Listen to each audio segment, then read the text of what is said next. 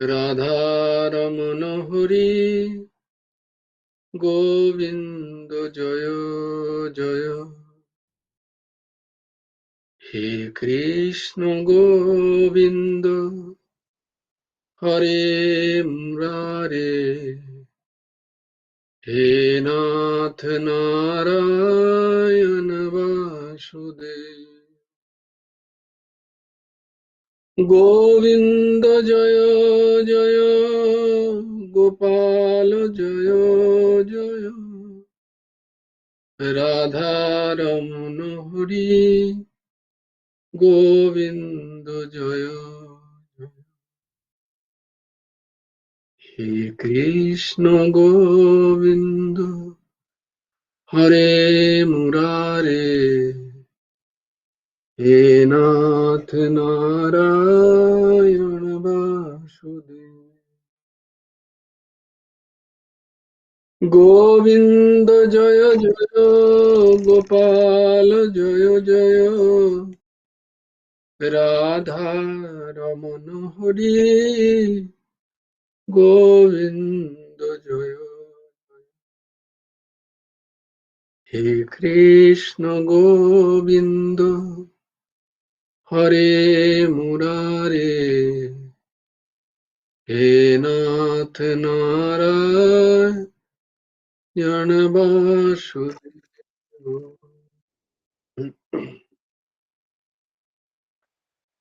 গুরুর্ব্রহ্মা গুরুর্বিষ্ণু গুরুর্দেব মহেশ্বর, গুরুর সাক্ষাৎ পরব্রহ্ম, তস্मै শ্রী গুরবে নমঃ। কৃষ্ণায় বাসুদেবায় হরয়ে পরমাত্মনে, প্রণতক্লেশনাশায় গোবিন্দায় নমঃ। কৃষ্ণায় বাসুদেবায় দেবকী নন্দনায় চ নন্দগোপকুমারায় গোবিন্দায় নমঃ। বসুদেবং সুतं দেবং कंसचाणूरमर्दनं देवकी परमानन्दं कृष्णं वन्दे जगद्गुरुम्।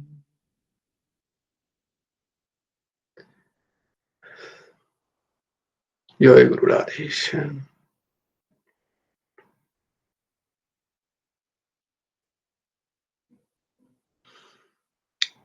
কার্তিক মাস,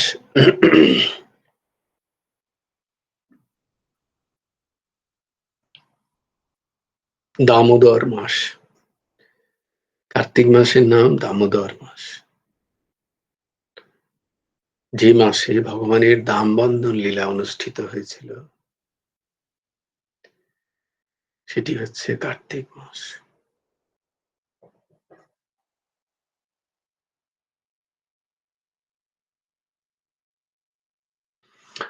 আর এই মাসেই পরমারাধ্য পরম পূজ্য সচ্চিদানন্দ সদ্গুরু পরমহংস ঠাকুর শ্রী শ্রী হেমন্ত দেবজিউর আবির্ভাব মাস। তাই এই মাসে আমরা আমাদের মন, চিত্ত, বুদ্ধি, বিবেক পবিত্রকরণের জন্য তাঁরই রচিত গুরুমুখী গীতা উপদেশ গ্রন্থে দ্বারা গীতার চর্চা এবং কথাসার ভাগবতী কথা অবলম্বনে ভাগবতের চর্চা, যা এই মাসে শ্রবণের অতি অতি পুণ্য ফলদায়িনী এরকম মান্যতা আছে। গুরুদেবের অপার অহৈতুকী দয়া, তাই এটা আমাদের পেতে পাচ্ছি, আমরা পাচ্ছি। মনুষ্য জীবনের সর্বোৎকৃষ্ট ফল আমরা পাচ্ছি গুরুদেবের অহৈতুকী দয়ায়, এবং তাও দামোদর মাসে আমাদের গীতার এবং ভাগবতের ২ চর্চা আমরা শ্রবণ করতে পাচ্ছি।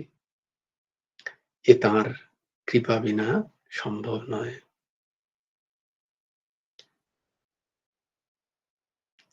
তাই বারংবার প্রভুর শ্রীচরণে প্রণাম, তাকে বন্দন, পূজন।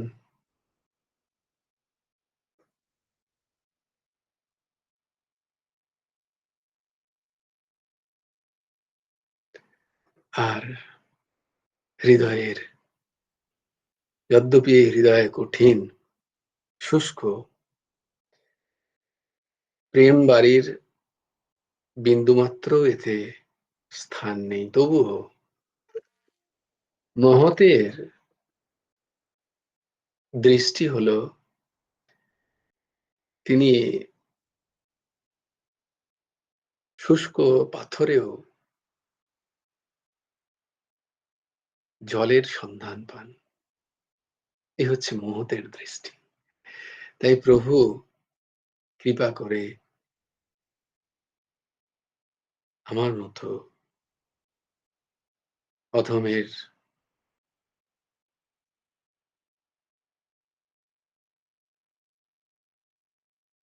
অন্তর্নিহিত প্রেম গ্রহণ করুন।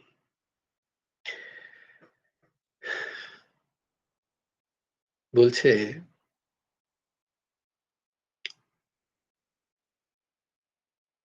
না আগে শ্লোকগুলো শ্রবণ করে নিই, নাহলে আবার আমি ভুলে যাবো কাউকে বলতে।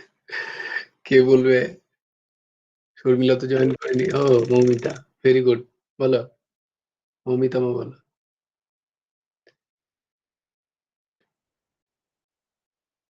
হ্যাঁ মৌমিতা বল। জয় গুরু রাধেশ্যাম। জয় গুরু রাধেশ্যাম, বলো। ধর্মক্ষেত্রে কুরুক্ষেত্রে সমবেতাयुत्सव মামকাঃ পাণ্ডবাশ্চৈব কিম কুর্বত সঞ্জয় যত্র যোগেশ্বরঃ কৃষ্ণ যত্র পার্থ ধনুর্ধর তত্র শ্রীবিজয়ো ভূতির্ধুবা নীতির্মতি মম যদা যদা হি ধর্মস্য গ্লানির্ভবতি ভারত অভ্যুত্থাनं ধর্মস্য তদাত্মাनं সৃজাম্যহम् পরিত্রাণায় সাধূনাং বিনাশায় চ দুষ্কৃতাম ধর্ম সংস্থাপনার্থায় সম্ভাবামি যুগে যুগে কর্মণ্যেবাধিকারস্তে মা ফলেষু কদাচন মা কর্মফল হেতুর্ভু মা তে সঙ্গম ত্যক্তা কর্মাণি যোগস্থ কুরু কর্মাণি সঙ্গম ত্যক্তা ধনঞ্জয় সিদ্ধা সিদ্ধ সমভূতা সমত্থং যোগ উচ্যতে বিহায় কামনা সর্বান পুনশ্চরিত নিস্পৃহ নির্মম নিরহংকার স্বশান্তিম অধিগচ্ছতি ত্বমেব শরণং গচ্ছ সর্বভাবেন ভারত তৎপশ্চাৎ পরম শান্তিম স্থাनं প্রাপ্স্যসি শাশ্বতम् তদ্বিদ্ধি প্রণিপাতেন পরিপ্রশ্নেন সেবায়া উপদেক্ষ্যন্তি তে জ্ঞানম জ্ঞানিন তত্ত্বদর্শিনা শ্রদ্ধাবানাং লভতে জ্ঞানম তৎপরশং যতীন্দ্রিয় জ্ঞানম লব্ধা পরম শান্তিম অচিরেণ অধিগচ্ছতি ত্বমে কার্পণ্য দোষ অপহত স্বভাব পিচ্ছামি ত্বং ধর্ম সংগমুরোচ্যেতাঃ যস্যরে সন্নিশ্চিত্তং ব্রহি তন্মে শিষ্যস্তেহং সাধিমাং ত্বং প্রপন্নাম সর্বধর্ম পরিত্যাজ্য মামেকং শরণং ব্রজ অহং ত্বা সর্বপাপেভ্যো মোক্ষয়িষ্যামি মা শুচঃ চঞ্চলং হি মনঃ কৃষ্ণ প্রমাথি বলবৎ তস্যাহং নিগ্রহং মন্যে বায়োরিব সুদুষ্করম অসংশয় মহাবাহো মনোদুর্নিগ্রহম চলম অভ্যাসেন তু কৌন্তেয় বৈরাগ্যেন চ গৃহতে पत्रं पुष्पं फलं द्वयं यो मे भक्ता प्रयोज्यति तदहं भुक्तं प्रोहितं वस्मामि आत्मनः यत् करोषि यत् स्नासि यज्जोषि ददासि यत् तपसि कौन्तेय तत् कुरु मदर्पणम्। জয় গুরু রাধে শ্যাম। জয় গুরু রাধেশ, জয় গুরু রাধেশ। বাহ, খুব সুন্দর।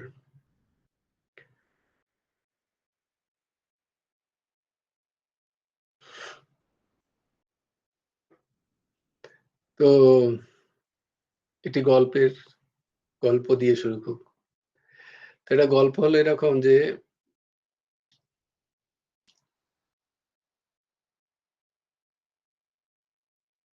একজন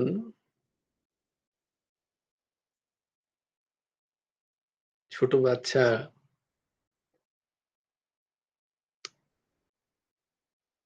আর তার বাবা, তো তাদের বাড়ি ৩-৪ তলা। ছোট বাচ্চাটা নিচে খেলছে, হ্যাঁ? সব বন্ধুদের সাথে খেলছে।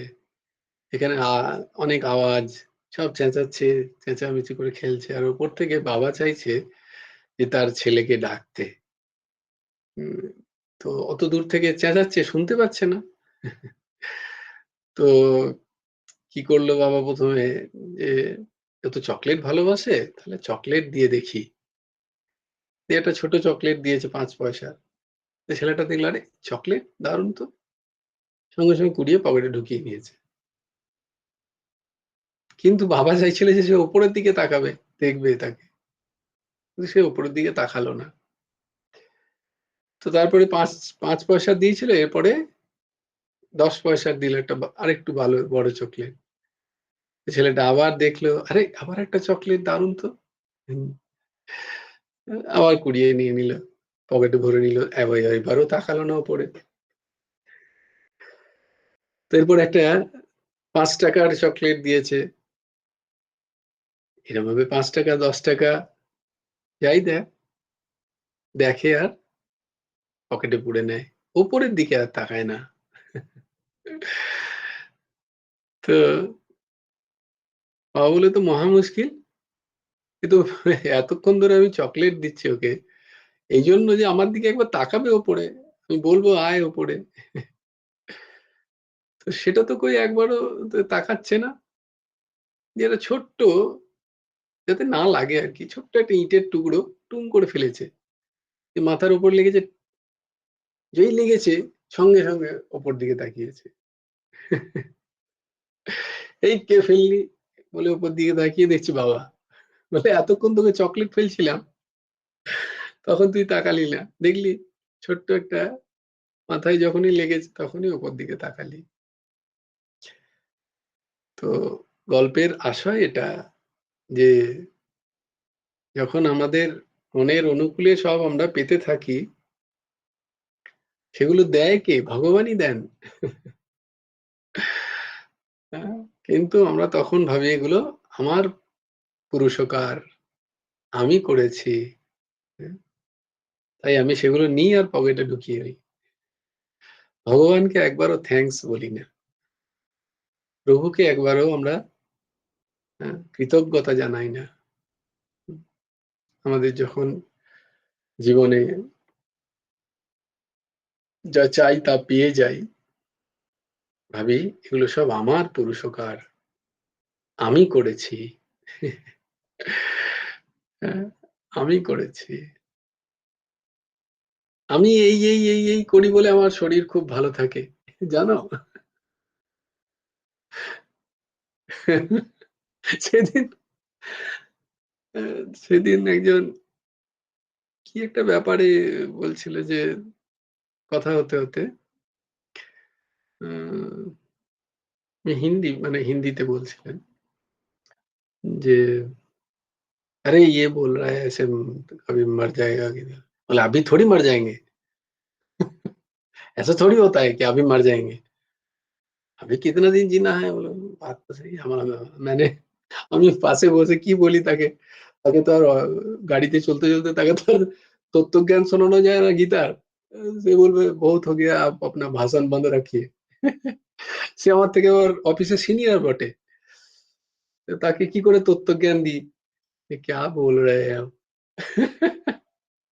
भीतरे भीतरे से हँसलाम बोला तो बोला ना ना सही एकदम सही बोला ऐसे थोड़ी होता है जो बोल रहा है मर जाओगे मरना इतना आसान थोड़ी है हम ये গন্ডায় অন্ডা মিশিয়ে দিলাম আমার খুব ভালো লাগলো জানা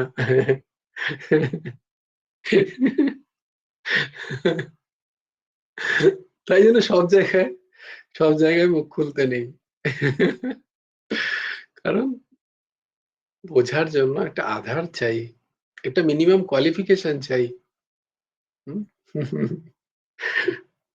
প্রপার কোনো ইকুয়েশন যদি বুঝতে হয় আমাকে অ্যাটলিস্ট তার আগের অ ক খ গুলো তো পড়তে হবে ১+১ যে ২ হয় সেটা তো জানতে হবে সেটাই আমার জানা নেই আর আমাকে কেউ হয়তো হুম,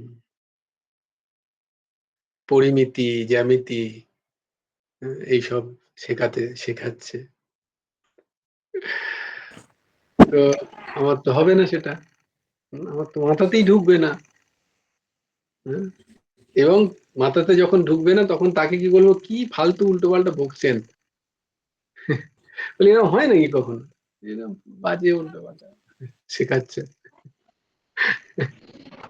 তো আমাদের দশা হচ্ছে সেরকম আমাদের কোনো আধার নেই আমাদের কোনো স্থিতি নেই এবং সেই পরিস্থিতিতে যদি আমরা তত্ত্বজ্ঞানের পাঠ নিই তাহলে আমাদের মনে হবে এগুলো গল্প কথা এগুলো ঠিক নয় হ্যাঁ, এগুলো তেমনি হ্যাঁ বলছে বলুক ঠিক আছে কিন্তু ব্যাপারটা ঠিক এরকম নয়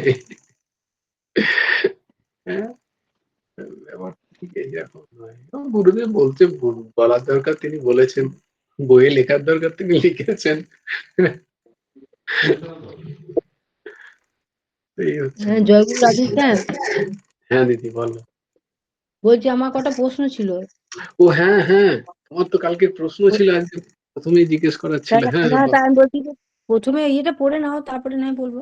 না না আমি ভুলে যাবো তুমি বলো আজকে প্রশ্নেরই সমাধান হোক প্রশ্নেই সমাধান হচ্ছে না সেটাই তো সমস্যা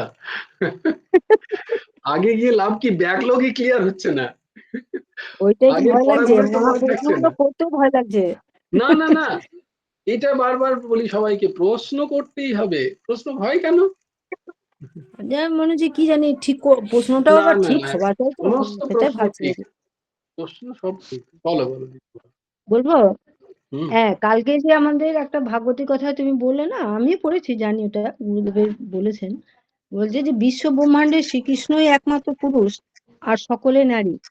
এই হুম কথাটা গুরু তাৎপর্য কি, মানে এটা কি বলতে চাইছেন? মীরাবাই বেশ তো বলেছিলেন কথাটা।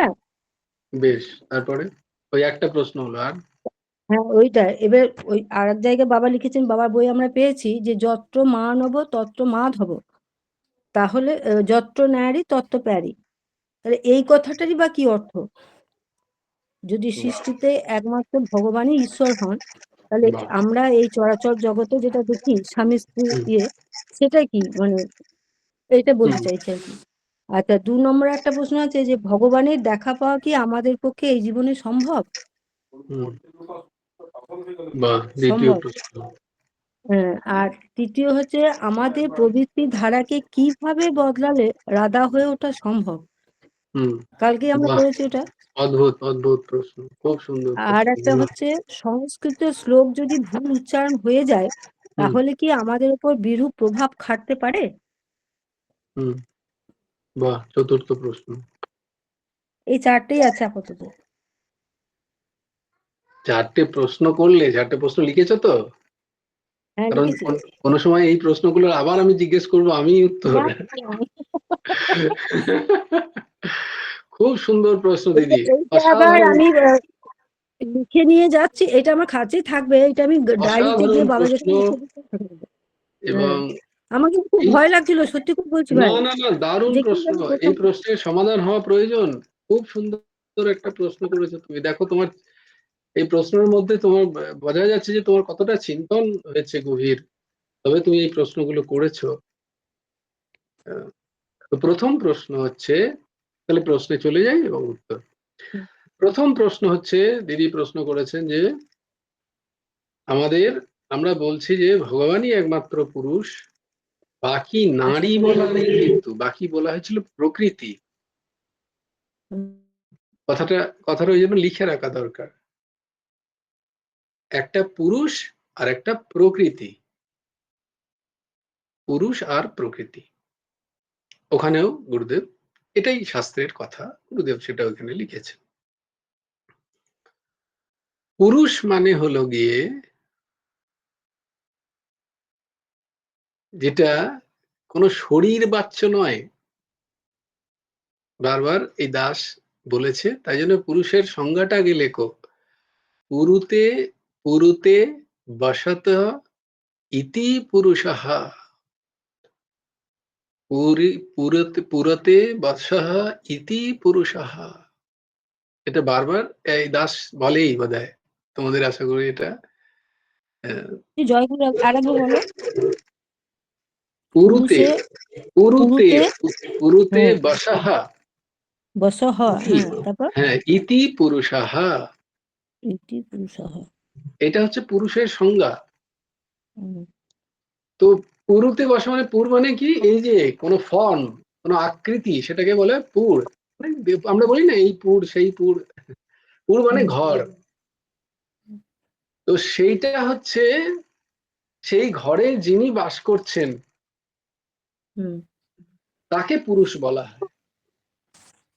এটা কিন্তু তথাকথিত পুরুষ মানে পুরুষ শরীর বা নারী শরীরের কথা বলা হচ্ছে না। গীতায় বা যে কোনো বা বেদান্ত শাস্ত্রে যেখানে পুরুষের কথা বলা হচ্ছে, সেখানে এক পুরুষ মানে ব্রহ্মেরই কথা বলা হচ্ছে। সেখানে নারী শরীরের কথা বলা নয়, পুরুষ শরীরের কথা বলা নয়। পুরুষ মানে ওখানে পুরুষ শরীর নয়। এই যে যত যে ভেতরে আছে, কে ভেতরে আছে? আত্মা, যেটা জীবাত্মা হয়ে যায়। আত্মা যখন জীবত্ব প্রাপ্ত হয়ে যায় তাকে বলে জীবাত্মা। আর আত্মা কার অংশ? ভগবানের অংশ। তাই অংশ আর অংশীর মধ্যে তো কোনো ভেদ নেই।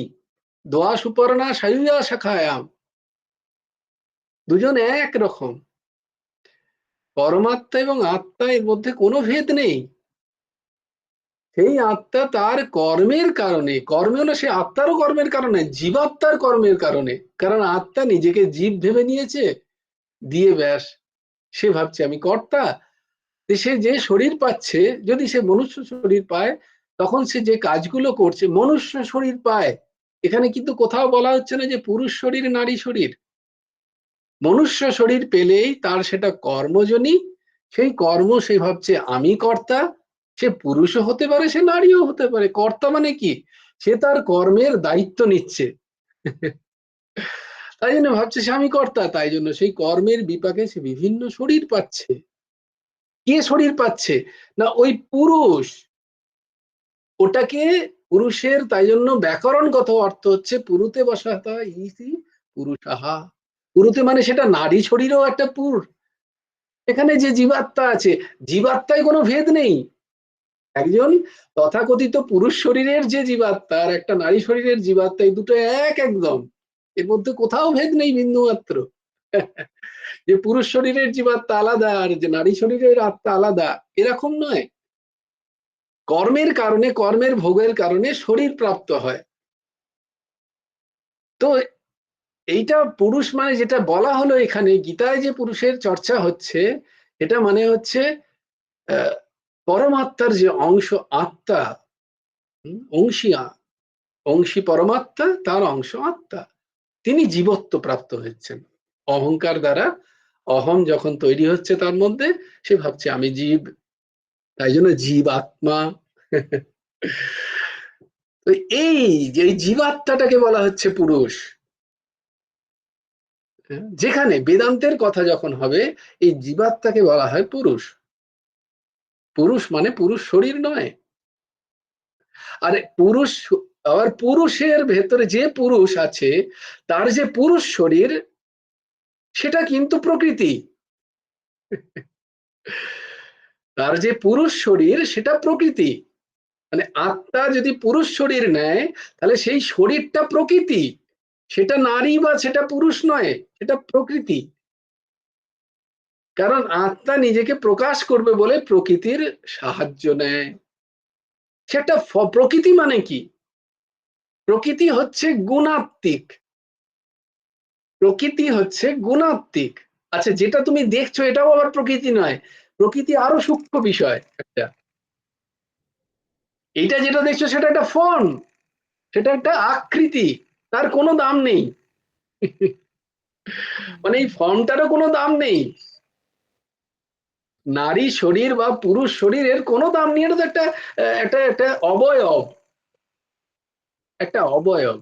কিন্তু প্রকৃতি হচ্ছে আরো সূক্ষ্ম। প্রকৃতি মানে গুণাত্মক, প্রকৃতি গুণাত্মক। এর মধ্যে যে গুণ আছে, সত্য রজ তম যে গুণ, সেইটি হচ্ছে প্রকৃতি। আচ্ছা। এই সূক্ষ্মতাটাকে বুঝলে ভালো, না বুঝলে অতটা দরকার নেই। আস্তে আস্তে আমরা বুঝবো, আমরা সেটাই পড়ছি বেদান্তের কথা। তো এই যে ত্রিগুণাত্মিক, প্রত্যেক বিষয় যা আমি দেখছি এই জগতে, সেই সবকিছু যা আমি অনুভব করছি, এই সবকিছু হচ্ছে প্রকৃতি। এই রক্ত মাংসের শরীরও প্রকৃতি একটা। সেটা নারী শরীর হতে পারে, সেটা পুরুষ শরীর হতে পারে, এবং সেটাও গুণাত্মিক, ত্রিগুণাত্মিক প্রকৃতি। বিনা গুণ দ্বারা প্রকৃতি সৃষ্টি হয় না। তো আমি যা কিছু দেখছি, আমি যা কিছু শুনছি, আমি যা কিছু খাচ্ছি, যা ঘ্রাণ নিচ্ছি, এই সব কিছুই, এরা সব প্রকৃতি। আর পুরুষকে যে, হ্যাঁ বলো, পরমাত্মা হ্যাঁ বলছি যে পরমাত্মার তাহলে অংশ, যে এখানে পরমাত্মার যে অংশ তাকে পুরুষ হিসাবে বলা হচ্ছে। কারণ এখানে একটা ভাগ আছে এর মধ্যে। এর মধ্যে আসলে অতটার ভেতরে যাব, আচ্ছা ঠিক আছে, কোই বাত নেই। ধরো একটু তোমাদের ছুঁয়ে দিয়ে যাই যে পরমাত্মা, আত্মার প্রকৃতি, হ্যাঁ, পুরুষ বা প্রকৃতি বা পরম পুরুষ, এই এই ধারণা নিয়ে ভারতবর্ষের সনাতন পরম্পরায় 6টা দর্শন আছে। একটা দর্শন নয়, এগুলো সব ফিলোসফি। কে কিরম ভাবে এই দর্শনকে ব্যাখ্যা করেছে তার উপরে নির্ভর করে যে কিভাবে এটার প্রকাশ পাচ্ছে। এটা কখনো হয় সাংখ্য দর্শন, এখানে কখনো হয় ন্যায় দর্শন, এখানে কোথাও যোগ দর্শন আছে, এখানে কোথাও অদ্বৈত বেদান্ত দর্শন আছে। এইভাবে 6টা দর্শন আছে ভারতবর্ষে। তো সেই অতদূর ভেতরে আমি যাচ্ছি না ওই দর্শনে। তো প্রশ্ন হচ্ছে, সেখানে একটা জায়গায় হচ্ছে এই পুরুষ এবং প্রকৃতির কথা মানা হয়, যেখানে পরম পুরুষের কথাও মানা হয় না। যেখানে বলা হয় যে এই শরীরের ভেতরে যিনি পুরুষ তিনিই পুরুষ। সেটা নারী শরীর হতে পারে, সেটা পুরুষ শরীর হতে পারে। বুঝতে পারছি দিদি? তার ভেতরে যে অবস্থান করে এই শরীরটাকে চালাচ্ছে সে হচ্ছে পুরুষ। মানে তোমার ভেতরেও একজন পুরুষ আছেন, আমার ভেতরেও একজন পুরুষ আছেন। বুঝতে পেরেছো? ওটাকেই বলা হচ্ছে জ্ঞান স্বরূপঞ্চ হরের অধীনম। শরীর সংযোগ, এখানে কোথাও বলা নেই যে পুরুষ শরীর সংযোগ, নারী শরীর সংযোগ বলছেন না, বলছে শরীর সংযোগ বিয়োগযোগ্য। যে পুরুষ নারী শরীর পাচ্ছে সেও শরীর, তাকে বিয়োগ করতে হচ্ছে একদিন। আবার যে পুরুষ পুরুষ তথাকথিত পুরুষ শরীর পাচ্ছে তাকেও বিয়োগ। এই পুরুষ বা নারী শরীর, এগুলো এখানেই থেকে যাচ্ছে, এগুলো প্রকৃতির অংশ, এগুলো প্রকৃতি দ্বারা তৈরি হয়। এই যে স্থূল বিষয়গুলো তৈরি হয়, যে স্থূল শরীর, এগুলো প্রকৃতি দ্বারা তৈরি। অস্থি, মজ্জা, স্লেদ আদি আদি দিয়ে যে তৈরি সপ্ত ধাতু, এগুলো প্রকৃতির অংশ, একে বলা হয় প্রকৃতি। আর এর ভেতরে যে আছে, যার উপস্থিতির কারণে এ চলয়মান, প্রকৃতি চলয়মান, প্রকৃতিকে মনে হচ্ছে যেন সে চলছে, সেটা হচ্ছে পুরুষ। যে পুরুষ বেরিয়ে গেলে প্রকৃতি পড়ে থাকে, শিব হয়ে যায় সব।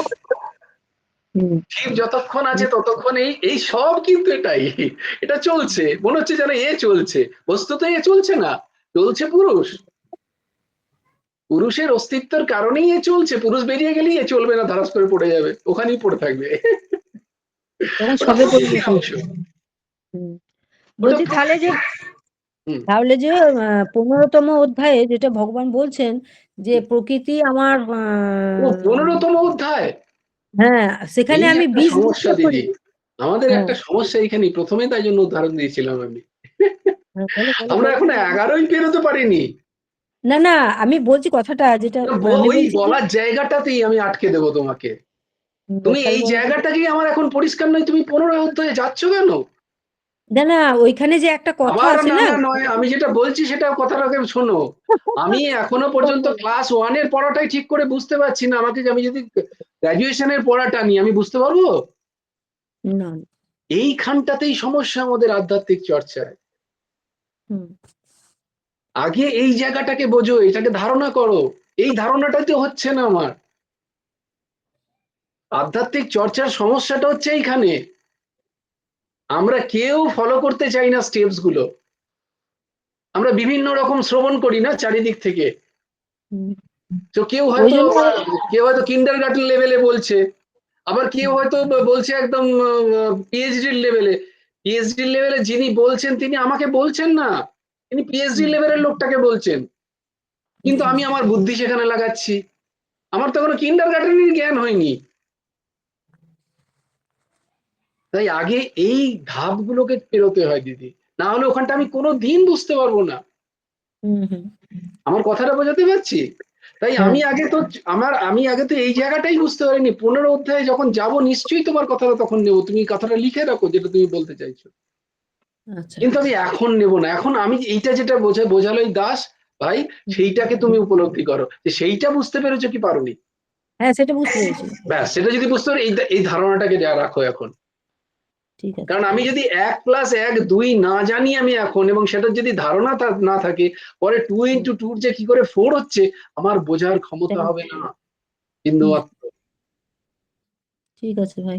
হ্যাঁ, এখন এই জায়গাটাকে বুঝে এটাকে ধারণা করো, যে যে ভেতরে থাকার কারণে এই জিনিসগুলো চলছে সেগুলো সব প্রকৃতি, হুম, আর যার থাকার কারণে এগুলো চলছে, প্রকৃতি চলছে, প্রকৃতিকে আমরা হুম, দেখতে পাচ্ছি, বুঝতে পারছি, সেটা হচ্ছে পুরুষ। ব্যাস, এই দুটো ধারণা আগে করে নাও।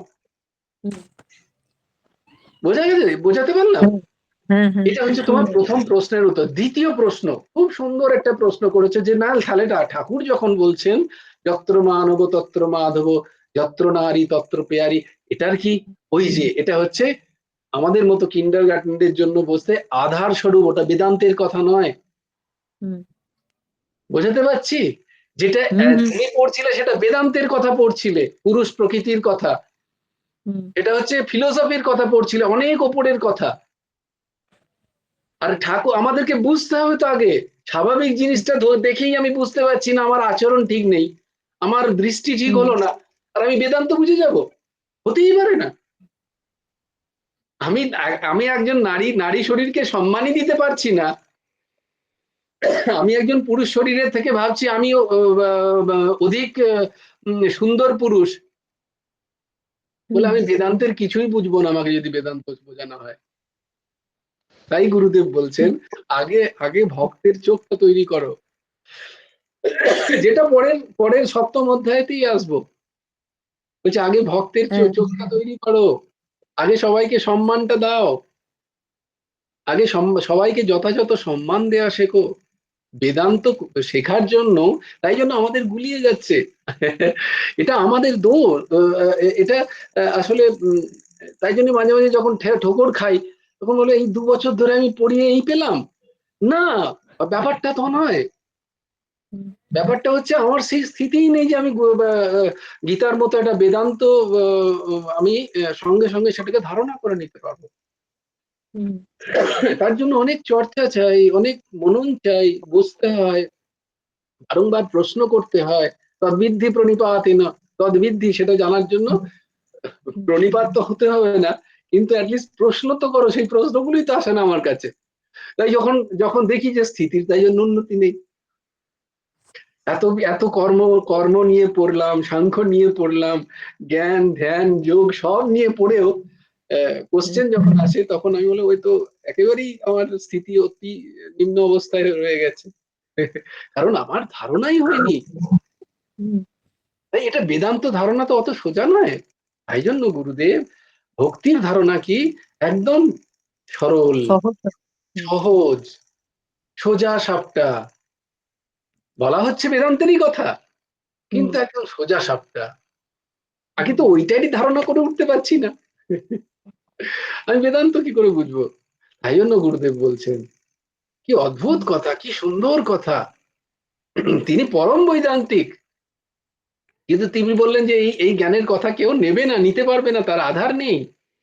হুম, তাই জন্য একটা আধার স্বরূপ প্রথমে একটা সুন্দর সরল জিনিস দিতে হয়, যেটা অ্যাটলিস্ট সাধারণ মানুষরা ফলো করতে পারবে। কিন্তু আমি বারবার তাই জন্য তোমাদের বলি, কিন্তু এই দাস নিয়েছে কি? নিয়েছে গীতা। হুম, গীতা হচ্ছে সাক্ষাৎ বেদান্ত। হুম, তো গীতায় যখন এই জিনিসগুলো আসবে, তখন তোমাদের থেকে যদি প্রশ্ন আসে, তখন সঙ্গে সঙ্গে তার উত্তর করতে পারে দাস। না হলে তো স্ট্যান্ডার্ডটাই তো গীতার ওই জায়গায়, বেদান্তের সাক্ষাৎ বেদান্ত। বেদান্ত নয়, বেদান্তেরও সার। সর্ব উপনিষদ গাব দুগ্ধা গোপাল নন্দন পার্থ বৎস সুধীর ভোক্তা দুগ্ধম গীতাম মৃতম মহৎ। সমস্ত উপনিষদের সার গীতা। হুম, তো আমি তো ভক্তি মার্গের এই সরল জিনিসটাই তো আমি এখনো হয়তো বুঝে উঠতে পারছি না। আমি বেদান্ত আমার তাই জন্য গ্রহণযোগ্য হচ্ছেন গ্রহণ করতে পারছি না। তো বিষয়টা হলো, গুরুদেব তাই যখন বলছেন, তিনি আমাদের জন্য বলছেন, হুম, যাতে আমরা বুঝতে পারি। কারণ আমাদের কাছে আমার ইষ্ট হচ্ছে রাধা কৃষ্ণ, আমার হুম, ইষ্ট হচ্ছে মাধব, আমার ইষ্ট হচ্ছে পেয়ারি লাডলি। তাই আমার চোখের সামনে আমি যা কিছু দেখছি, সেই হুম, সবের মাঝে যেন আমি তাদেরকে দেখে আমার জীবনকে আমি সুন্দর করতে পারি। তার কারণে গুরুদেবের এই অদ্ভুত কথা, যদ্যপি এর মধ্যে বেদান্ত লুকিয়ে আছে, যে যেখানে যেখানে আমি পুরুষ শরীর দেখছি, সেখানে পুরুষ শরীর না দেখে আমি সেখানে মাধব। আমার মাধবকে দেখি, হুম, তাকে সেই সম্মান দিই।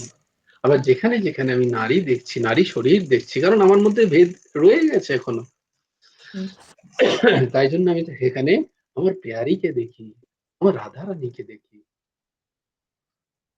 তাই এই কথা, এই কথাটা এই জায়গায়, এটা বোঝাতে পারলাম? হ্যাঁ দিদি ভাই। একটা হচ্ছে পুরুষ প্রকৃতির কথা, সেটার দ্বারা জ্ঞান, আর এটা হচ্ছে ভক্তির কথা, এটা সরল। তোমার হুম, তৃতীয় প্রশ্নটা, দ্বিতীয় প্রশ্ন কি ছিল? এটা তো প্রথম প্রশ্ন। হ্যাঁ, বলছি যে ভগবানের দেখা পাওয়া কি আমাদের পক্ষে এই ও জীবনে হ্যাঁ, সম্ভব? ভগবানের দেখা পাওয়া আমাদের পক্ষে কি সম্ভব? অবশ্যই সম্ভব, অবশ্যই সম্ভব। হুম, সেটা তাহলে কি ভগবানের এই কৃপা না হলে তো পাবো না? এই জন্যই তো, এই জন্যই তো গুরুদেব বারবার লিখছেন যে হুম, এই এটার হচ্ছে না কেন, সম্ভব কেন হচ্ছে না? না, হুম, দুটো দোষ আমাদেরকে জড়িয়ে রেখেছে। একটা হচ্ছে অসম্ভাবনা, আর বিপরীত ভাবনা। বিপরীত সম্ভাবনা। বিপরীত ভাবনা, হুম, অসম্ভাবনা। এই যে তোমার মধ্যে যে সন্দেহটা যাচ্ছে যে হুম, না, আমি কি সত্যি কি দেখতে পাবো ভগবানকে, হুম, এটা বোধহয় অসম্ভব, আমার দ্বারা কি হবে? এই যে হুম, অসম্ভাবনা কেন থাকছে, এবং বিপরীত ভাবনা, যে আমি গুরুদেবের নই। এই যে তুমি বললে বকলম, সেদিন আমার বলতে ইচ্ছা করেও আমি আটকে গেলাম, যে তোমার হয়তো খারাপ লাগতে পারে। এই বকলম আচ্ছা। চারটিখানি জিনিস নয় দিদি। সে তো আমি আমরা জানি। বকলম দিতে পারছি না গুরু ভগবানকে, দিলে ঝামেলাই মিটে যেত সব। না, আমি বাবাকে বলেছিলাম যে বাবা আমরা যে বলি যে হ্যাঁ ভগবানকে যখন প্রণাম করছি হুম, তখন বলি যে আমি আপনার শরণাগত, আপনি আমাকে হুম, রক্ষা করুন। হুম। তাহলে তারপরে ওই কথাটা বলার পরেও কেন আবার মন অন্যরকম বলে সেটাই হ্যাঁ, তাহলে বাবাকে ওই জন্য, জিজ্ঞেস কারণ করছি। আমি শরণাগতটা মন থেকে বলছি না, তোমাকে আগেও এর উত্তর বলেছি আমি। হুম, আমি হুম, শরণাগতটা মন থেকে বলিনি, আমি শরণাগত মন থেকে বলিনি, কিন্তু এটা একটা ব্যাপার আছে। হুম, কেউ যদি মন থেকে নাও বলে, মুখ হুম, থেকেও যদি সে বলে দেয় হে ভগবান আমি তোমার শরণাগত, তাহলে ভগবান তাকে কখনো ছাড়েন না। হুম, সেটাই তো বলছে কজন, তুমি তো তাও বলেছো। আমাদের তো সেই বলারও স্থিতি নেই। কিন্তু প্রশ্ন হচ্ছে তুমি যদি সঙ্গে সঙ্গে বলো তাহলে কই আমার তো মন তৈরি হচ্ছে না, কারণ তুমি শরণাগতটাও মন থেকে মন বলনি। থেকে বলছি। তুমি যখন ভগবানকে বলছিলে আমি শরণাগত, তখন তোমার মধ্যে সব ছিল। আমার বাড়ি আছে, আমার গাড়ি আছে, আমার পিতা অহংকার বসে আছে, আছে। আমার পতি আছে, আমার মেয়ে আছে, ছেলে আছে, আমার সব আছে। তাহলে তা কি করে শরণাগত হলো? তুমি তো তাদের অন্তর্গত। হুম, আমার পয়সা আছে, কড়ি আছে, বা আমার নেই, আমি দরিদ্র, তুমি তো তাদের শরণাগত। তুমি ভগবানের শরণাগত কি করে হলে? হুম, তাই বললেই তো হয় না, হুম, ভেতর থেকে বলতে হয়, অন্তঃকরণ থেকে বলতে হয়। সে অন্তঃকরণ তৈরি করতে হয়। সেই অন্তঃকরণ তৈরি করতে হয়, যেটা তুমি বলছিলে যে তোমার পরের প্রশ্ন। হ্যাঁ, অর্ঘ্য বাবা প্রবৃত্তি হাত ছাড়া তুলেছিল বোধহয়। আমার প্রবৃত্তির ধারা কি করে, অর্ঘ্য বাবা হাত তুলেছিল, কিছু বলবে ওই বলো। ভগবান দর্শন নিয়ে ওটা নিয়ে গুরুদেবের কাছে একটা ডাইরেক্ট কোশ্চেন, একই কোশ্চেন করেছিলেন যে আমাদের কি এই জন্মে ভগবান দর্শন হবে? গুরুদেব ওইখানে ডাইরেক্ট উত্তর এক কথায় দিয়েছেন যে হ্যাঁ হবে, কিন্তু গুরু কৃপা সাপেক্ষ। এক কথায় উত্তর দিয়েছিলেন। মানে গুরু শিষ্য সংবাদে আছে। হ্যাঁ, তো কৃপা তো সাপেক্ষ বটে ভগবত দর্শন। কারণ ওই যে তোমাদের এই দাস যে থিওরিটা দিয়েছে যে অবিদ্যা তোমার, কিন্তু ভগবত দর্শনের জন্য মায়াকেও সরতে হবে। মায়া ভগবানের হাতে, ভগবানের কৃপায়। আমার চেষ্টা আর ভগবানের কৃপা, জীবের পুরুষকার আর ভগবানের দয়া, এই দুটো আঙুল এক হতে হবে, তবেই গিয়ে ভগবানকে বাঁধা যাবে, তাকে দর্শন হবে। তো একটা এই উত্তর। মানে চেষ্টা না, চেষ্টার উপরে যেটা আছে প্রচেষ্টা, তাই তো? মানে শুদ্ধ সত্য না হলে পরে ভগবান লাভ সম্ভব নয়, না, তাই তো? তার মানে এ নয় যে আমি বসে থাকবো না, আমি জানবো না আমি কখন শুদ্ধ সত্য হচ্ছি। না, সেটা আমার ভেতরে জিনিসটা থাকবে না ভগবানের তখন কৃপার উপরে নির্ভর সংসারে। করবে। ভগবানের হুম, কৃপা নির্ভর করবে না যে তুমি শুদ্ধ কি অশুদ্ধ, সেটা ভগবান ভাববেন। বলবেন বা আচ্ছা। তুমি লেগে থাকো। আমি শুদ্ধ আচ্ছা। হলাম কি অশুদ্ধ হলাম তাতে আমার কিছু যায় আসে না। আমার কাজ হচ্ছে লেগে থাকা। হুম, বোঝা গেল? এবার আমি হুম, শুদ্ধ হব, তারপরে ভগবান দেয়, সেটা ভগবান বুঝবেন। তিনি হুম, কিভাবে কৃপা করুন, তার কৃপাটা তার কাছে। তিনি তো কোথাও হুম। শর্ত রেখেননি যে এই শর্ত হলে আমি কৃপা করব। তিনি কোথাও বলেছেন যে শুদ্ধ সত্য হলে তবেই আমি দর্শন দেব? তাহলে গজেন্দ্রের কি শুদ্ধ সত্য ছিল? উনি যে পরম ভক্ত ছিলেন। না, না, না, না, না। গজেন্দ্রর স্থিতিতে দেখো, হুম,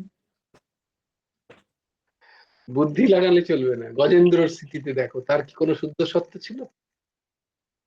তাহলে তার সে কি করে ভগবান? তো তোমারও কি ছিল আমি তো জানি না। আমার আগের জন্মে কি সাধনা আছে আমি তো জানি না। হুম, তাই জন্য যজাপ পরমম জাপ্যম প্রাগ জন্মন অনুশিক্ষিতম। তো লেগে থাকো, ভগবান যখন কৃপা করবেন, তার ইচ্ছা হলে তিনি করবেন, তার ইচ্ছা হলে তিনি করবেন না। আমার লেগে থাকার কাজ, আমি লেগে থাকি। গুরুদেব বলি না যে এই দাস একবার জিজ্ঞেস করতে গিয়ে গুরুদেবের কাছে বকা খেলো। বস্তুত সবাই বললো তুমি জিজ্ঞেস করো, তুমি জিজ্ঞেস করলো, খেলাম ঝাড় আমি। ও আমি তো তাই করতো, আমাকেও তাই করতো সবাই। তো বলে না, নাম করা কর্তব্য, তাই নাম করবে। নাম করে কি পাচ্ছ না পাচ্ছ এসব দেখার তো আমি তো কিছু বলিনি। যেটা পাবে সেটা পাবে, হুম, নাম করা হুম। কর্তব্য। তাই আমার গুরুদেব, আমার আমি ঠাকুর পেয়েছি, ঠাকুর আমাকে এই বলেছেন, ব্যাস আমার সেটা কর্তব্য। হবে হবে না এত এত প্রশ্নই নেই আমার, হলে ভালো, না হলে কই বাত নেই। আচ্ছা, আর একটা হচ্ছে যে আর ওই একটা শেষ প্রশ্নটা, হ্যাঁ, প্রবৃত্তির ধারা আমি কি করে হ্যাঁ বলো। রাধা রাধা রাধাকে নিয়ে আসবো? হ্যাঁ, হুম, তো তার রাধা আগে হয়েও তো সম্ভব। হুম, হ্যাঁ, তার আগে পম্পমা হাত তুলেছে কিছু একটা বলার জন্য বোধহয়। বলো পম্পমা। হুম, হ্যাঁ, জয়গুরু আদেশাম দাদা, একটা কথা হুম। বলছি। বলছি যে গুরুতন্ত্রাঞ্জলি বইয়েই তো স্পষ্ট ভাবে লেখা আছে যে সদ্গুরুই হচ্ছে ঈশ্বরের প্রতিচ্ছবি। তাহলে আমি যদি আমার গুরুকেই ভগবান না মানতে পারি, মানে আমি আমার কথা বলছি আর কি, যে আমি যদি না মানতে পারি ভালোবাসাটা, সেটা যদি মানে গুরুকে বিশ্বাসী ভরসাটাই যদি ওখানটাতেই করতে না পারি ওই লেখাটার উপরে, তাহলে মানে ওইটা জানতে চাইছি তোমার কাছে। বাহ, এটা একটা সুন্দর প্রশ্ন। তো প্রবৃত্তির ধারা আমরা কি করে বদলাবো। বদলাম? তো এর প্রথম প্রশ্নই হচ্ছে প্রবৃত্তি কি? হুম, প্রবৃত্তির সংজ্ঞা কি? হুম। প্রবৃত্তির সংজ্ঞাই হচ্ছে প্রকৃষ্ট বৃত্তি। প্রকৃষ্ট কীর্তি। বৃত্তি মানে কীর্তি কাজ। আছে। প্রকৃষ্ট। হুম, তো প্রকৃষ্ট বৃত্তি, আচ্ছা। তো যে কাজগুলো আমি মনে করছি এটা প্রকৃষ্ট মানে হচ্ছে উম, যা প্রকাশিত, যা আমার হুম, ধারণার মধ্যে, যা আমার মনে হয় এটা ইম্পর্টেন্ট, সেটা হচ্ছে আমার কাছে হুম, প্রকৃষ্ট। তো আমার যে বৃত্তিগুলো প্রকৃষ্ট বলে মনে হয় আমার সেইটাই প্রবৃত্তি হয়। হুম, আমার যে কাজগুলো মনে হয় এই কাজগুলো আমাকে হেল্প করবে, আমাকে কিছু হুম, দেবে, হুম, আমার আমার এগুলো উপকারী বলে মনে হয়, প্রকৃষ্ট। প্রকৃষ্ট হুম, মানে তাই তো, যে হুম, এগুলো আমাকে মনে হচ্ছে এগুলো দেখতে পাচ্ছি আমি, এই বৃত্তি দ্বারা আমি কিছু পাবো। আমার যখন সেইটা বোধ হয় কোনো বৃত্তি অনুযায়ী, কোনো কাজের অনুযায়ী, তখন আমার বৃত্তি ওই দিকে যায়, তাই তো? যে আমি ভাবি যে আমার এইটা করলে আমি একটা কিছু পাবো। হুম, আমার ঘুম দরকার, আমি ঘুমোলে একটা বেশ রিল্যাক্স ফিল করি, তাই জন্য আমি ঘুমোতে যাই, আমার প্রবৃত্তি হচ্ছে ঘুমের। যেমন এই দাসের তো বারবার বলি, বেশ ঘুমোলে ভাল লাগে, খেলে বেশ দারুণ একটা মজা আসে।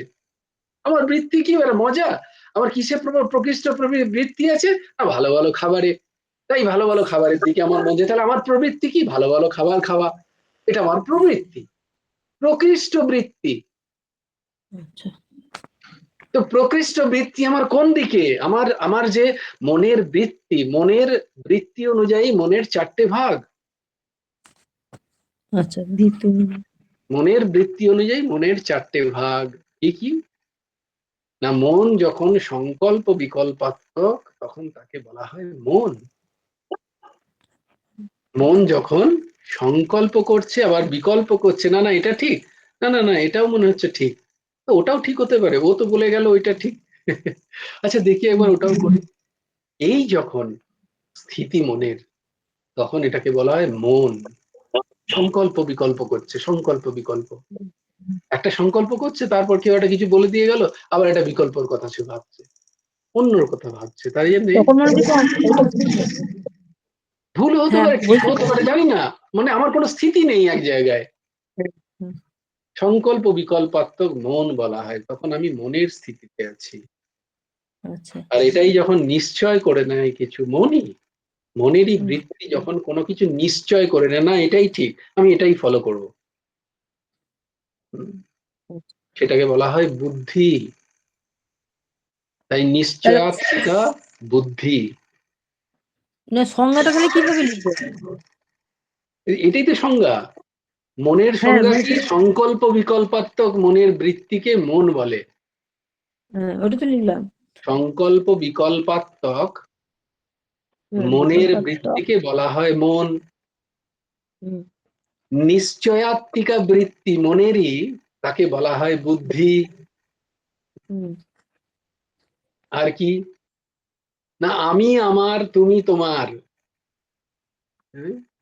এই যে বৃত্তি, হ্যাঁ, অয়ম নিজ পরম বেতি, এই হুম। বৃত্তিকে বলা হয় অহংকার। 3 নম্বর ওটা। হ্যাঁ। আর মন অহংকার। যখন একাগ্র হয়, মন যখন একাগ্র একা। হয়ে তার উৎসের প্রতি তার যখন স্থির নিস্তব্ধতা হয়, তাকেই বলা হয় চিত্ত। মনের ভগবৎ শ্রীচরণে স্থিরকৃত বৃত্তিকে বলা হয় চিত্ত। এগুলো সব সংজ্ঞা এক একটা। তো হুম, দেখো, তাহলে আমার মনের প্রবৃত্তি কোথায়? বৃত্তি, প্রকৃষ্ট বৃত্তি যেদিকে, আমার বৃত্তি যদি রাধার দিকে নিয়ে আসতে হয়, তাহলে আমার মনকে রাধামুখী করতে হবে। হুম, বলে সেটা কি করে সম্ভব? তাহলে আমার বৃত্তি হয়ে আছে কোথায়? অন্য জায়গায়। তাই হুম, আমার প্রবৃত্তি অন্য জায়গায়। আমি মানসিক, আমার যে বৃত্তি আমি অন্য হুম, জায়গায় লাগিয়ে রেখেছি, তাই জন্য আমার প্রবৃত্তিও সেই জায়গায়। আমার বৃত্তি, মানসিক বৃত্তি যদি আমি ভগবৎ শ্রীচরণে, গুরু শ্রীচরণে লাগানোর চেষ্টা করতাম, তাহলে আমার প্রবৃত্তি সেই দিকে যেত। আমার সেটা হয়নি। কেন হয়নি? না, আমি তো অন্যদিকে লাগিয়ে রেখেছি। হ্যাঁ, এক তো অন্যদিকে লাগিয়ে রেখেছি, আর কি হুম, যারা লাগানোর চেষ্টা করছে বা যারা লাগিয়েছে ভগবানের দিকে, আমি তাদের সঙ্গ ঠিক ঠিক করিনি। হুম, ওটাকেই বলা হয় সৎসঙ্গ। যারা লাগিয়েছে তার সাথে, কারণ কি আমার প্রবৃত্তি যেদিকে, সেই দিকে যাদের মন আছে, যাদের প্রবৃত্তি আছে, সেই সব মানুষগুলোকে আমি ইম্পর্টেন্স দিয়েছি, তাদের প্রবৃত্তিগুলোকে আমার ভালো লেগেছে, তাই তাদের প্রবৃত্তির সাথে আমি আমার প্রবৃত্তিকে মিলিয়ে দিয়েছি। এটা হলো কোথায় থেকে? ছোটবেলা থেকে। আমি যে যে সমস্ত মানুষগুলোর সাথে আমি ঘুরেছি, ওঠা বসা করছি। উঠা বসা করেছি, মানুষ হয়েছি, তারা যে প্রবৃত্তির দিকে গেছে, আমি আমার প্রবৃত্তি সেই দিকে মিলিয়েছি। হুম, তেমনি আমার যদি ওঠা বসা কোনো ভগবত প্রাপ্ত শান্ত মহাত্মা বা তারা যারা লাগাতে চাইছেন এরকম মানুষদের সাথে যদি আমার হয়ে যেত, তাহলে আমারও প্রবৃত্তি হতো ভগবত চর্চা। আমার অন্য প্রবৃত্তি ভাল লাগতো না, সংসারের বৃত্তি আমার ভাল লাগতো না। কিন্তু আমি তৈরি করেছি কি মনটাকে, যারা সংসারকে ভালোবাসে, যারা অনিত্য বস্তুগুলোকে ভালোবাসে, যারা ইন্দ্রিয় সুখকে ভালোবাসে, আমি তাদের সাথে আমার প্রবৃত্তিকে মিশিয়েছি, তাদের সাথে ওঠা বসা করেছি, আমার সঙ্গ তাদের সাথে হয়েছে, তাই আমার প্রবৃত্তির ধারা ওইদিকে গেছে। আর আমার প্রবৃত্তি দেখা সেই দিকে যায়নি, যেখানে যারা নিরন্তর ভগবানের চিন্তনে খুশি হয়, আনন্দ পায়, যারা যারা তথাকথিত অনিত্য বিষয়ে যাদের প্রবেশ নেই, তাদের সাথে আমার ওঠা বসা হয়নি, তাই আমার প্রবৃত্তি এদিকে তাহলে কি করে হবে? সৎসঙ্গ করে। হ্যাঁ, একজন মাতাল মদ খেতে শেখে অন্য আরেক মাতালের সাথে মিলেই। হুম, বলে তাহলে ছাড়বে কি করে? ছাড়বেটা ওইভাবেই, একজন অমাতালের সাথে মিলতে হবে। আমি মাতালের সাথেও থাকবো, আর আমি আমার ভগবান লাভ করতে। মদের নেশা ছুটে যাবে, এটা কখনো হয় না। হুম, না হয়েছে, না ভূত না ভবিষ্যতি, আগে কখনো হয়েছে না, আগামী জন্মে কোনোদিন হবে। আমি তাহলে মাতাল এইটাকে হয়ে, কি চারিত্রিক বৈশিষ্ট্য বলা যায়? হ্যাঁ হ্যাঁ, বলছি এইটাকেই আমার মানে এই যে ইয়েটা বলছো, হুম কি বলে, বৃত্তিটা, হুম প্রবৃত্তিটা, হুম, সেটাকে কি চারিত্রিক বৈশিষ্ট্য বলা যায়? হ্যাঁ, তাও বলা যেতে পারে খানিকটা। চারিত্রিক বৈশিষ্ট্য আমি তৈরি, আমার চরিত্র আমি তো ওই রকমই তৈরি করেছি। করতে পারে, হ্যাঁ, ওটাই বলছেন। হ্যাঁ, আমার বৃত্তি আমি ওই রকমই তৈরি করে রেখেছি। আমার বৃত্ত হুম, নিরন্তর আমার সংসারের দিকে ধাবিত হচ্ছে, চলে যাচ্ছে। অনিত্য হুম, বিষয়ের প্রতি ধাবিত হচ্ছে, তাই নিত্য বিষয়ের প্রতি আমার কোনো ভ্রুক্ষেপ নেই, আমার প্রাপ্তি নেই নিত্য বিষয়। আমার নিত্য বিষয়ের চর্চার মধ্যেও আমি অনিত্য বিষয়কে নিয়ে গুরুত্ব দিচ্ছি। টেনে নিয়ে তুমি একটু একটু চর্চা করলেই বুঝতে পারবে আমি কি বলতে চেয়েছি। মানে আমি বুঝতে পেরেছি ভাই। হ্যাঁ, কারণ আমার আমি খাতা পাতা এই দাস যে কর্মচারী। উপলব্ধি করেছে, যখনই দাসের কোনো হ্যাঁ, স্থিতি নেই, গুরুদেবের অনুষ্ঠানে সেটা গুরুদেবের তুমি অনুষ্ঠানে বলছো, বুঝাতে তো। হুম, খিচুড়ি খেতে বসেছি, তখন কেউই এই দাসকে সেভাবে চিনতো না যে ভালোই হয়েছে, এগুলো আমাকে চোখে দেখিয়ে দিয়েছে। হুম, হুম, প্রথিতযশা ব্যক্তি আমার পাশেই দুজনে বসে আহ, হুম।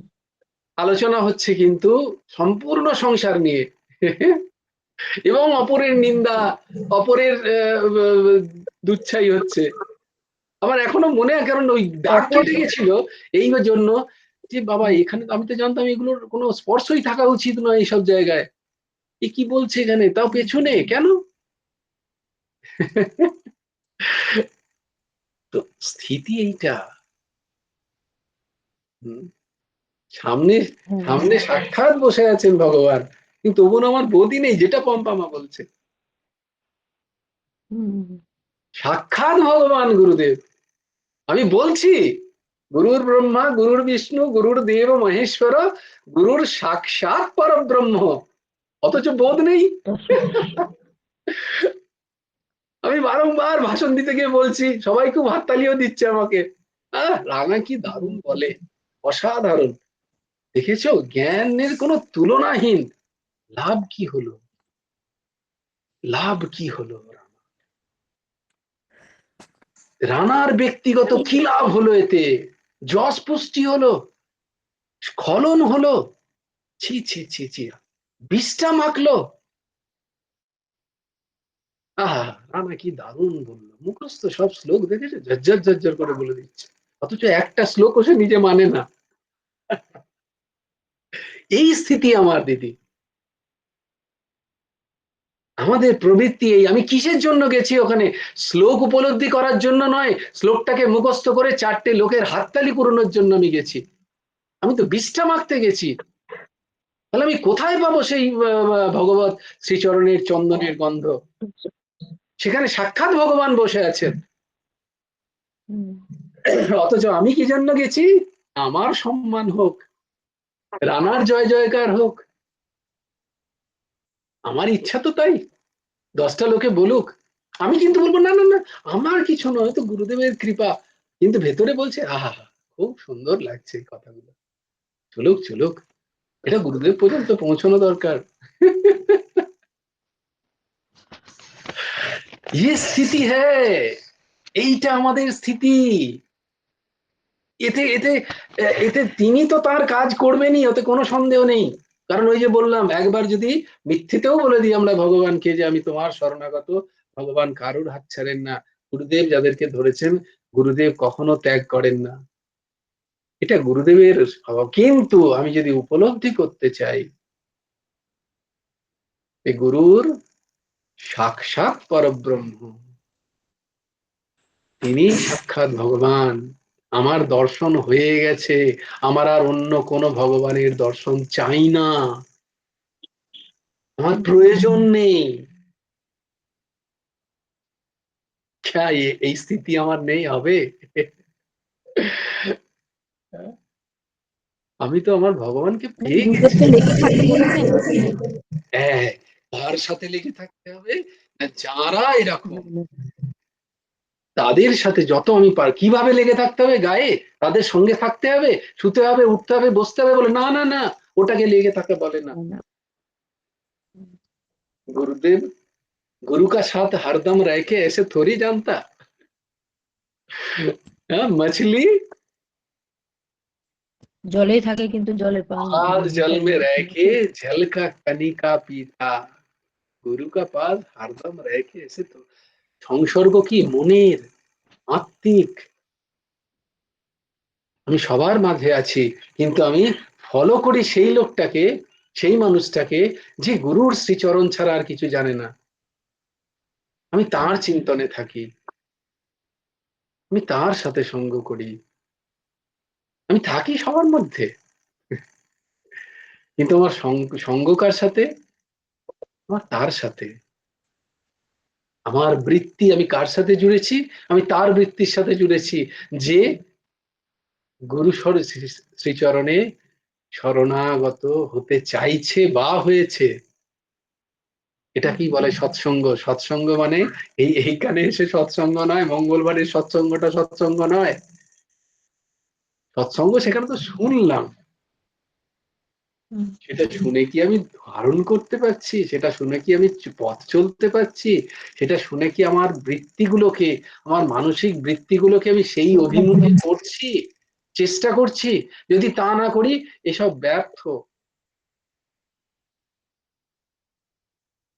মানে ব্যর্থ মানে তথাকথিত একদিক থেকে ব্যর্থ নয়, ভগবান দেখছেন সৎসঙ্গ করছে, তাতেও লাভ পুতনার মতো। আমার উপলব্ধি হবে না। গুরু ভগবানকে পেয়ে আমি যে ভগবত প্রাপ্ত আমার হয়ে গেছে, এই উপলব্ধি হবে না, এই স্যাটিসফ্যাকশন আসবে না, এই সন্তোষ জাগবে না মনের মধ্যে। আমার মনে হবে এই গেল এই গেল এই গেল বুঝি। আমার মনে সেই ভরসাই জাগবে না।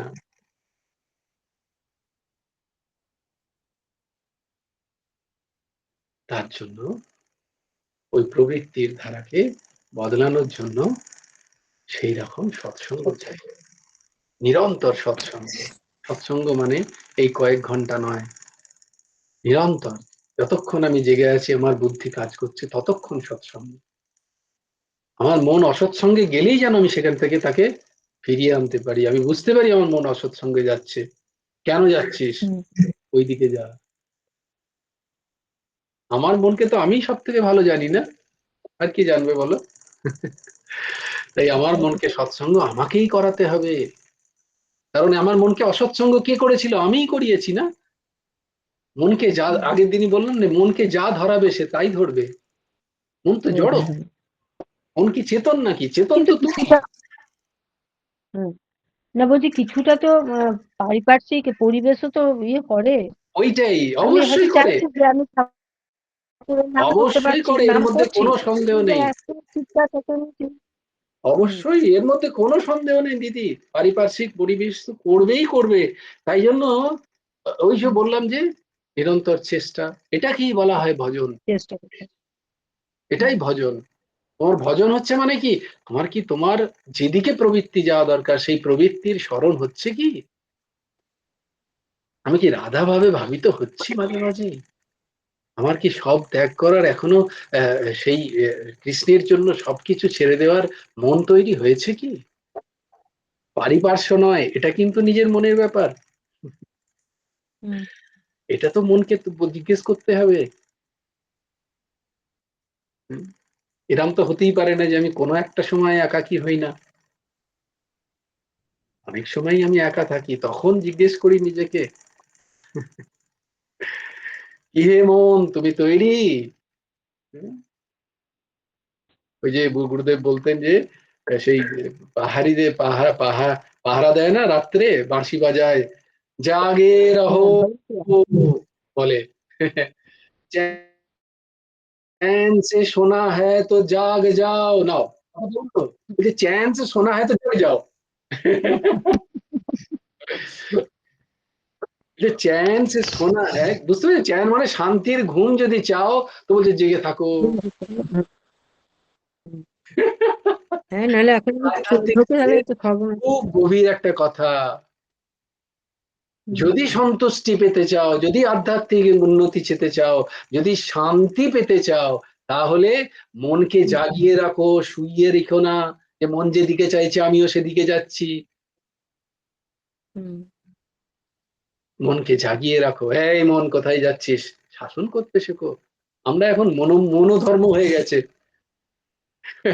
এই যে এখন আমি বলবো না, আবার বলবে যে একজন সকালবেলায় একজন এমন একটা কথা বললো, মনোধার্মিক। না না, এরকমই তো হচ্ছে, তাই জন্য দেখো, মন আমাকে ভয় দেখাচ্ছে, আমি ভয়ে জুজু, নে কোণে বস থাক ঘরে গিয়ে। মন আমাকে ভয় দেখিয়ে যাচ্ছে, এই ভয়, এই ভয়, এই ভয়, আর আমি ভয় পেয়ে যাচ্ছি। আমি হচ্ছি প্রভু, আর ও হচ্ছে আমার দাস, আমি তার থেকে ভয় খেয়ে ভয়ে একদম গুটিয়ে পড়ে আছি। এই দশা আমাদের সবাইকার, কেউ প্রকাশ করে কেউ করে না, এই যে। হ্যাঁ, হুম। অর্ঘ্য কি বলতে চাইছিল? তোমার বোধহয় শেষ না প্রশ্ন। না, উত্তর পেয়ে গেছি, পেয়ে গেছি। Very good. শেষ প্রশ্নটা কি ছিল? বলছি সংস্কৃত শ্লোক যদি ভুল উচ্চারণ ও হয়ে যায় হ্যাঁ, তাহলে কি সংস্কৃত শ্লোক যদি ভুল উচ্চারণ হয় তাহলে কি আমাদের তার পাপ হুম, অর্সাবে? বলছে না, যদি সংস্কৃত হ্যাঁ, শ্লোক তুমি না, যদি বলে রাখি, এটা সবাইকার শোনা দরকার, যদি সংস্কৃত শ্লোক আমি কোনো অনুষ্ঠান করার জন্য করছি, হুম, যদি আমি সংস্কৃত শ্লোক বলছি, আমি মন্ত্র পাঠ করছি, কোনো অনুষ্ঠান করছি আমি, হুম, ঠিক ঠিক বোঝাতে হুম, পারছি? ধরো আমি হ্যাঁ, গোপাল সহস্রনাম পাঠ দ্বারা আমি আমার কোনো অভীষ্ট জিনিস আমি পূরণ করতে চাই, তখন কিন্তু আচ্ছা, গোপাল সহস্রনাম একদম হুবহু যেমনটি আছে সেই রকম পাঠ করতে হবে, সেরাম উচ্চারণ চাই। হুম, আর আমার মধ্যে কোনো তাহলে আমার মধ্যে কোনো কামনা নেই, বাসনা নেই, আমি গোপাল সহস্রনাম এমনি পাঠ করি, সহস্রনাম হয়ে যায়, হাজারটা নাম হয়ে যায়, আমি এতেই খুশি, বলে না তাতে কিছু দরকার নেই। হুম, যেমন আমি বলছি গুরু ব্রহ্মা, গুরু বিষ্ণু, গুরু দেব মহেশ্বর, গুরু সাক্ষাৎ পরব্রহ্ম, আমার মধ্যে কোনো ইয়ে নেই, আমার মধ্যে কোনো কিছু প্রাপ্তির আশা নেই। গুরুদেবের প্রসন্ন, গুরুদেব বলে আমি খুব প্রসন্ন। মানে কামনা বাসনা না থাকলেই হবে সেটা। না, কোনো অনুষ্ঠান যদি না হয়, প্রপার সংকল্প করে যদি অনুষ্ঠান না করে আমি যদি সংস্কৃত শ্লোক পাঠ করছি, তখন কিন্তু ঠিক ঠিক বলতে হবে। যদি না বলতে পারি তাহলে কিন্তু তার খামিয়ে আমাকে ভুগতে হবে, কারণ আমি তার জন্য সংকল্প করেছি। আর যদি সেখানে পয়সা নিয়ে গিয়ে থাকি তাহলে তো হয়েই গেল, যে আমাকে 2 টাকা দাও, আমি গোপাল সহস্রনাম পাঠ করে দেবো, তোমার ঘরে শান্তি হয়ে যাবে। তাহলে তো গোপাল সহস্রনাম এক একটা বিসর্গ দেখে দেখে পাঠ করতে হবে, কিন্তু ওরে ওম বাবা, আমি বাবাকে বলেছিলাম, বলতে হবে। ওটাই বলছি, মানে কামদেবাহ। তাহলে প্রভাব খাটতে পারে। হ্যাঁ, বলতে এতে কি হবে, বলে না না ভাই, আমার কিছু জানা নেই, গুরুদেব বলেছেন গোপাল সহস্রনাম পাঠ করলে শান্তি হয়, ফলে লেখা আছে তাই আমি পাঠ করছি, হবে কি হবে না আমার কোনো গ্যারেন্টি নেই। ওখানে যদি তুমি দেবর জায়গা দেবাও বলো, দেবী বলো, তাতে যে কোনো অসুবিধা আসা হবে না, ভগবান বুঝবে না, আহা দেখো গোপাল সহস্রনাম পাঠ করছে। ব্যাস, এইটা হচ্ছে পার্থক্য। কোন সংকল্প নিয়ে যদি কোন সংস্কৃত শ্লোকের পাঠ করতে হয় করা তখন হয়, ঠিক করতে তাহলে কিন্তু তার প্রত্যব্যয় ভোগ করতে হবে। তার না হলে তাসমাই নমঃ আর তাস্সাই নমঃ, হয়তো এই ঘটনার কথা বলেছি আগে। হ্যাঁ, তাস্সাই নমঃ আর তাসমাই নমঃ। হ্যাঁ, নমস্তস্যৈ নমস্তস্যৈ নমস্তস্যৈ নমো নমঃ। তাস্সাই হয় স্ত্রীলিঙ্গতে, আর তাসমাই হয় পুংলিঙ্গতে। তো এক পণ্ডিত মশাই, তিনি তাসমাই নমঃ বলতেন। তো একজন ওরকমই তার থেকে বড় পণ্ডিত আর কি, সে এসে, দেখ তুমি তসমাই নমঃ বলছো চণ্ডী পাঠ করতে গিয়ে, তোমার লজ্জা করে না, তুই ব্রাহ্মণ, পৈতে আছে। আর আমাকে যেমন একজন বলেছিল, তুমি তো শুদ্রাধম। আমি, তা বটে বাবু। বলে তুমি ব্রাহ্মণ, তোমার পৈতে আছে, তুমি জানো না কোন হাতে আচমনের জল নিতে হয়, কোন হাত দিয়ে জল নিতে হয়, এটা করে দিচ্ছ তুমি, এত শূদ্রধম। প্রভু, তা তো বটেই, আমি সত্যি শূদ্রধম, আমার কিচ্ছু জানা নেই এসব ব্যাপারে, আচার অনুষ্ঠানের সত্যি কিচ্ছু জানি না, শূদ্র থেকে অধম। তো সেরাম যদি হয়, তো ভগবান তো দেখছে বেচারা কিছুই জানে না, তো আমাকে তো ক্ষমা করে দেবেন, আমি সত্যি কিছু জানি না, কি করব। তো কি বলে, ওই রকম তাকে এসে বোঝায়, তুমি কিছু, তোমার সারা জীবনের পাঠ ব্যর্থ হয়ে গেল।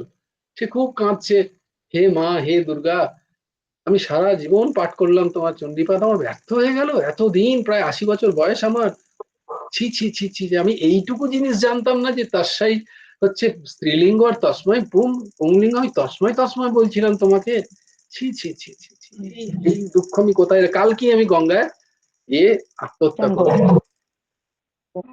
যে পণ্ডিত মশাই ওইটি বলেছিলেন, তাকে তার স্বপ্নে ভাগবতী পরাম্বা দর্শন দিলেন। বলে, হ্যাঁ রে, আচ্ছা, ওঠ। বলে, মা তুমি, বলে আমার সাথে শাস্ত্রার্থ কর, শাস্ত্রার্থ কর। বলে, কিসের আচ্ছা, শাস্ত্রার্থ কর? বলে, তুই ওই পণ্ডিতকে তাসাই আর তাসমাইয়ের মানে শিখিয়েছিস, ব্যাকরণ শিখিয়েছিস? বলে, হ্যাঁ, উনি তো ভুল বলছিলেন, তাই জন্য আমি বলেছি। বলে, আচ্ছা, কি ভুল বলছিলেন? বলছে, উনি তো, আপনার তো হওয়া উচিত তাসাই, আর ও বলছিল তাসমাই। বলে, তাসাই লাগে স্ত্রীলিঙ্গতে, আর তাসমাই লাগে পুংলিঙ্গতে। বলে, আচ্ছা, তোর এই শাস্ত্র জ্ঞান হয়েছে?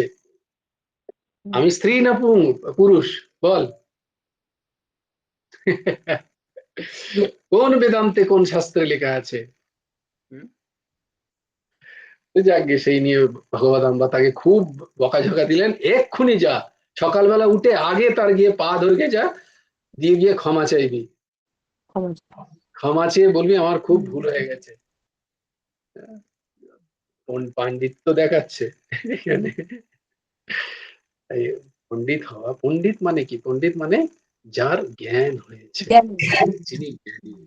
খুব সুন্দর। পণ্ডা মানে হচ্ছে জ্ঞান, সেই পণ্ডাকে যিনি ধারণ করেন তিনি হচ্ছেন পণ্ডিত। তো যার জ্ঞান হয়েছে, শুধু ডিগ্রি দ্বারা পণ্ডিত হওয়া যায় না, কতগুলো মুখস্থ করলে পণ্ডিত হওয়া যায়। আসল বেদান্তের জ্ঞান চাই, আসল জ্ঞানটা চাই। তাই এতে কোনো সন্দেহ নেই। আমরা যখন করছি, আমাদের তো সেরকম কোনো সংকল্প নেই, তাই আমাদের একটু এদিক ওদিকও হয়, বিসর্জন, কিছু খারাপ তাহলে ভাবে ভয় কিছু নেই, তাই তো? একেবারেই নেই, বিন্দু মাত্র কোনো ভয় নেই। তবে ওই সংকল্প করবে না কোথাও, না, আমি সংকল্প কোথাও করবো না। কোথাও যেন বলবে না যে আমি এই পাঠ করে দিচ্ছি, তোর এটা হয়ে যাবে, তাহলে কিন্তু তোমার না, কাছে কি নেবেন ভগবান। না, গুরুদেবকে বলেছিলাম, বাবাকে বলেছিলাম, বাবা আমি ফলশ্রুতি পড়ি না, কারণ তাহলে ফলশ্রুতি পড়লে তো ফলের আকাঙ্ক্ষা থাকে, তা না, বাবা বললেন না, অবশ্যই ফলশ্রুতি পড়বে। 5 মাসে একবার পড়বে, তাই বলেছিলেন। না না, প্রত্যেকদিন ফলশ্রুতি পড়বে। বাবা ওই জানি না অত দিদি, বড় হরিবোল, ফলশ্রুতি, তারপরে অত আমার বড় ভুল হয়ে যাচ্ছে। গুরুদেব কি বলেছিলেন তোমাকে হ্যাঁ, সেটা জানা দরকার আগে। কি বলেছিলেন আমাকে ঠাকুর? বাবা বলেছিলেন না, যেমন তুমি 5 মাস গোপাল সহস্র নাম পড়ো, তারপরে ফলশ্রুতি একদিন পড়বে, বাহ, খুব ভালো এইভাবে বলেছিলেন আমাকে। দিদি। আগে আমরা এবার আমি নিরন্তর বলি, বাবা চেয়ে আমি যাচ্ছি, অত বড় করতে পারবো না। আমরা নিরন্তর হুম, চেয়ে যাচ্ছি। আমাদের ওই চাই থেকেই হবে প্রথমে, আচ্ছা, আমাদের চাই থেকেই হবে। মানে ইয়ে যখনই আমরা ফলের কথা শুনবো, তখনই আমার মনে হবে যে গোপাল হুম, সহস্রনাম আদ দুবার পড়ে নি। যখন মেয়ের মেয়ের বর খুঁজতে যাব, যখন দেখবো গোপাল সহস্রনামে লেখা আছে কন্যা বিন্দতি সৎপতিম, আমি আবারও দুবার গোপাল সহস্রনাম পাঠ করব। হুম, যখন বলা আছে যে রাজা বশ্যন্তি তম ক্ষুদ্র মানবঃ, রাজা পর্যন্ত বশ হয়ে যায় যেখানে, সেখানে আমাদের মতো ক্ষুদ্র মানবে, আমি আরো 4 বার পাঠ করব গোপাল সহস্র। লাভটা কার? আমারই। তাই প্রথম আমার, কারণ আমাদের তো কামনা যুক্ত মন। আমাদের কি কামনাহীন মন হয়েছে? তাই জন্য হয়নি, কিন্তু মনটাকে একটু চেষ্টা করতে হবে। করতে ওইভাবে হবে। কে করবে গোপাল সহস্রনাম?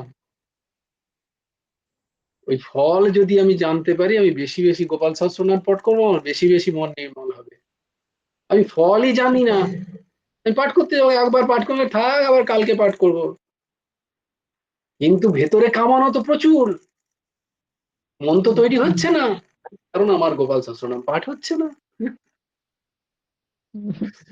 গোপাল সহস্রনাম পাঠ করো তুমি?